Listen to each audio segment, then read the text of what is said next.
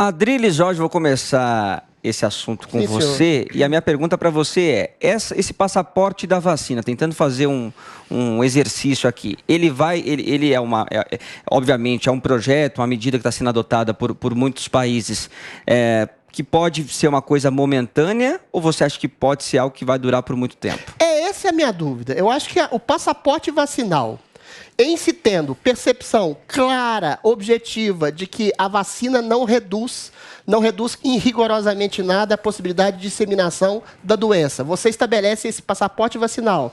Existe uma aceitação tácita por parte das pessoas, que eventualmente tiveram o seu tipo de raciocínio bloqueado por angústia, por desespero, por medo. E aí você questiona exatamente, infelizmente, o discurso científico. Que tipo de autoridade sanitária está obrigando as pessoas a ter um passaporte vacinal em se sabendo, isso não precisa ser cientista para ver, a gente tem amigos, a gente tem irmão, a gente tem mãe, a gente tem parentes que estão contaminados com 2, 3, 4 doses da vacina.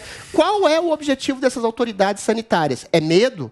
É um tipo de doença psíquica? É um tipo de possibilidade de controle a ponto de você estabelecer uma ditadura sanitária? E em que medida isso vai reverberar em tipo de controle eterno das pessoas? As pessoas vão usar máscara para o resto da vida, vão se isolar pelo resto da vida, vão ter que se vacinar 2, 3, 4, 5, 6 vezes com uma vacina que ainda está em fase de testes a longo prazo. As pessoas vão ter que regular a quantidade de carne, regular a quantidade de glicose. Você não vai... O meu medo, Vini, é que você estabeleça um tipo de ditadura sanitária que impeça as pessoas de gastarem a vida. Porque morrer, todo mundo vai. Agora, você morrer em vida por causa de um medo histérico, e eu falo aqui de maneira clara, você ter um medo histérico, uma vez que a Covid-19 se transformou numa gripe comum através da vacinação, você tem medo de uma ínfima população de 5, 6, 4% de pessoas não vacinadas e as vacinas reduzem drasticamente os sintomas, qual é a razão desse medo e qual é a razão dessa histeria de autoridades sanitárias de promoverem esse tipo de passaporte sanitário? Eu não sei, mas eu tenho muito medo de que seja a premissa de uma espécie de controle sanitário para o resto da vida. Diogo, nós temos outras vacinas que são aí cobradas e são obrigatórias, por exemplo, para você fazer viagens para outros países, vacinação infantil para você fazer a matrícula de uma criança em escolas, mas o argumento de quem rejeita esse passaporte da vacina é que a vacinação contra a Covid-19 é ainda uma vacinação nova, né, que foi feita aí num período muito curto com relação a essas outras vacinas e que ela também não evita o contágio das pessoas que foram vacinadas. Qual que é a tua análise com relação a isso? Eu não concordo com esse argumento, mas eu concordo que o passaporte da vacina não é a melhor medida por um motivo muito simples. Já tem uma adesão muito grande da população à vacinação. O exemplo francês é interessante. No Brasil, né, Diogo? No Brasil, mas, por exemplo, na França, 75% da população francesa já tomou pelo menos a segunda dose ou a dose única. É um número bastante bom. Claro que pode ser melhor, pode melhorar, seria ótimo se avançasse ainda mais, mas já é um número bom o suficiente, né? Então, acredito que essa questão do passaporte passa por isso, né? Qual é a utilidade? Nesse caso, pode não ser tão necessária assim, porque já tem uma adesão bastante grande.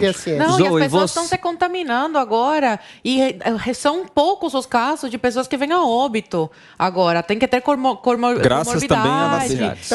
Ok, tudo bem. Mas já estamos vendo que as pessoas estão se reinfectando e 95% dos meus amigos que estão com a vacina, com as 3 vacinas, estão com coronavírus. Então, do que vai adiantar o passaporte sanitário?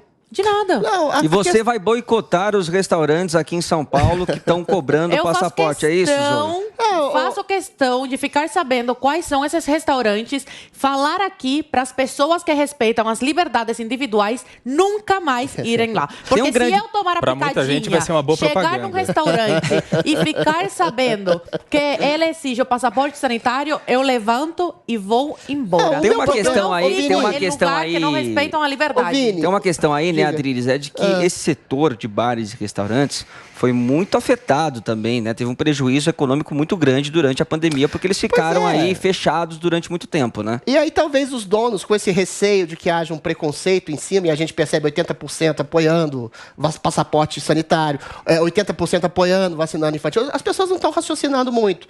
Então, quando você faz uma política de controle, infelizmente, eu acho equivocada, você talvez atraia mais pessoas do que eventualmente espante mais pessoas. Agora, o meu problema, o Diogo, é muito simples em relação a essa imposição da vacina. Você bem disse que a maioria das pessoas no Brasil e no mundo tem essa conscientização que a vacinação é a melhor forma e o melhor meio para debelar o Covid-19. Mas algumas pessoas, e não são exatamente como o Djokovic, que é um idiota anti-vax porque ele é contra a vacina, tem algum tipo de comorbidade. A gente recebeu aqui a Janaína Pascoal, que falou que teve uma reação adversa fortíssima à vacina. Uma outra pessoa, como o Bruno Graff, que infelizmente faleceu, é uma pessoa em 1 milhão, mas é uma pessoa em 1 milhão. Mas então, esse caso já está provado? Existem exatamente várias contestações. Existem várias pessoas que têm comorbidade.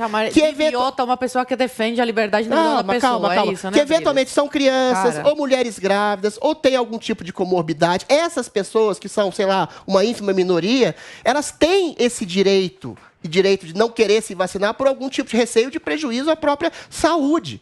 Então, assim, para que você vai temer uma ínfima parcela da população de não vacinados que tem esse tipo de receio, sendo que, mais uma vez, a maioria vacinada tem sintomas drasticamente reduzidos. Isso se vê, por exemplo, no Brasil, na redução de mortes, na redução de internações. Ou seja, é um medo, é um receio, você está lutando contra o inimigo praticamente invisível. É um espantalho que você crê dos não vacinados. Parece que é uma horda cheia de gente. Não é.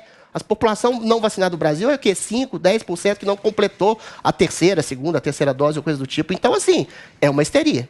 Adriles, você fala desses casos, né, que você mesmo disse que são casos isolados, que são ainda mais, exceções, né? Mas e os casos justamente das pessoas que morreram de Covid-19, até mesmo das crianças? O Ministério da Saúde divulgou esse número de mais de 300 crianças que morreram de Covid. Então, nós temos aí uma discrepância ainda, né, uma proporção diferente desses casos. Essa pergunta é ótima. 75% das pessoas, por exemplo, não estou menosprezando a doença de forma alguma, pelo amor de Deus. Segundo a líder do CDC americano, falou que 75% das pessoas que morreram de Covid tinham pelo menos 4 comorbidades, 90% tinha pelo menos 1. Estou menosprezando a pandemia? Não. A questão das crianças. 300 crianças morreram entre dezenas de milhões de crianças aqui no Brasil. 90% tinham algum tipo de comorbidade grave. Estou menosprezando a morte dessas crianças? Não. Mas a questão quantitativa, numérica, é muito complicada. Porque se você tem uma maior parte de pessoas que tinham uma fragilidade de saúde, que morreram de Covid, sobretudo uma gigantesca maior parte de crianças que já tinham algum tipo de comorbidade grave e morreram não de Covid, mas com Covid, e uma gripe comum para uma pessoa que tem câncer, leucemia, pode ser um fator decisivo de morte, infelizmente. Agora, você estabelecer toda uma nova ditadura sanitária histérica de passaporte de vacina para quem, eventualmente, umas 5, 10% de pessoas que não vacinaram, não se justifica, uma vez que a gripe, a Covid-19 se transformou mais uma vez em uma gripe comum. Diogo, para a gente fechar, você falou aí sobre a diferença das contestações e das comprovações dessas reações adversas relacionadas à vacina, né? Eu acho que é importante dizer o seguinte. Primeiro, o Ministério da Saúde, Marcelo Queiroga, o ministro, já disse claramente, inclusive aqui na Jovem Pan, em entrevista, que as vacinas para crianças são seguras, né, e são eficazes. Isso é preciso deixar isso bastante claro.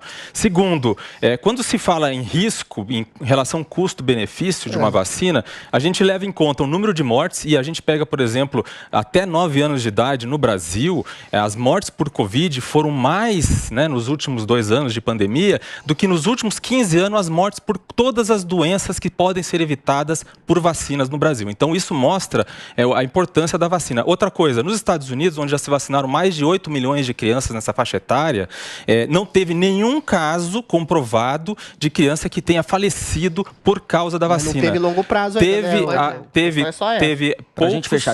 poucos casos de crianças que morreram, mas que elas já estavam com a saúde debilitada, estavam, muitas vezes, elas estavam já muitas vezes em estado terminal ou coisa do tipo. Então, isso é importante para dizer, porque o que se tem aqui são conjunturas. O que se tem concretamente é o Ministério da Saúde, inclusive o ministro Marcelo Queiroga, dizendo que as vacinas para as crianças são seguras.